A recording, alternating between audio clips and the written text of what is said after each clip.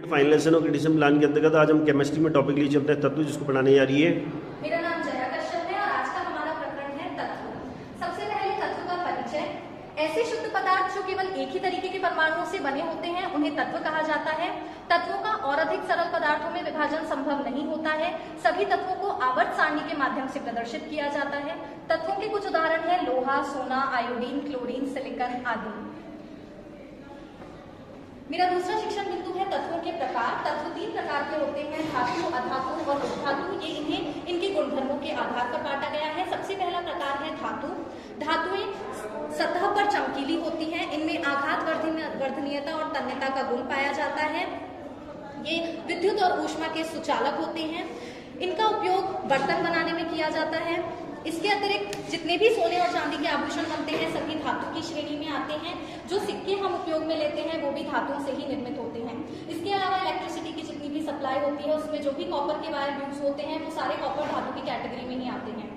दूसरा प्रकार है अधातु। अधातु धातु के एकदम विपरीत होते हैं। इनकी सतह चमकीली नहीं होती। ये विद्युत और ऊष्मा के सुचालक भी नहीं होते हैं। इनमें आघात वर्धनीयता और तन्यता का गुण भी नहीं पाया जाता। ये भंगुर प्रकृति के होते हैं। चिप्स के पैकेट में जो नाइट्रोजन गैस भरी जाती है वो अधातु का उदाहरण है। इसके अतिरिक्त प्लास्टिक को बनाने में भी अधातु का ही उपयोग होता है। पेंसिल की नुक में जो ग्रेफाइट है वो कार्बन का एक अपर रूप है, वो भी अधातु की ही श्रेणी में आता है। नमक में जो आयोडीन पाया जाता है वो भी अधातु का उदाहरण है। इसके अतिरिक्त माचिस की तीली पर जो फास्फोरस का लेपन होता है, फास्फोरस भी अधातु की ही श्रेणी में आता है। तत्व का तीसरा प्रकार होता है उपधातु। उपधातु धातु और अधातु के मिले जुले गुणधर्म रखने वाले पदार्थ होते हैं। इनमें चमकीलापन पाया भी जा सकता है, नहीं भी पाया जा सकता है। ये भंगुर भी हो सकते हैं, नहीं भी हो सकते हैं। इनका उपयोग मुख्यतः सोलर पैनलों में किया जाता है जिससे बिजली की सप्लाई होती है। इसके अतिरिक्त एलईडी, लैपटॉप, जितने भी ऐसे गैजेट्स होते हैं जिनमें सिलिकॉन चिप यूज होती है वो भी उपधातु की श्रेणी में ही आता है।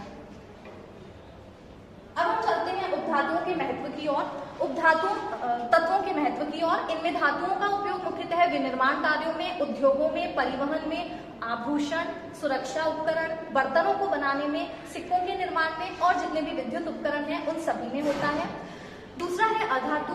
अधातु मुख्यतः प्लास्टिक, ग्लास, रबर, जल के शुद्धिकरण में जो क्लोरीन यूज होता है वो भी अधातु है। इसके अलावा ईंधन, पेंसिल में ग्रेफाइट और रोगाणुरोधक जितने भी पदार्थ हैं वो अधातुओं के उदाहरण हैं।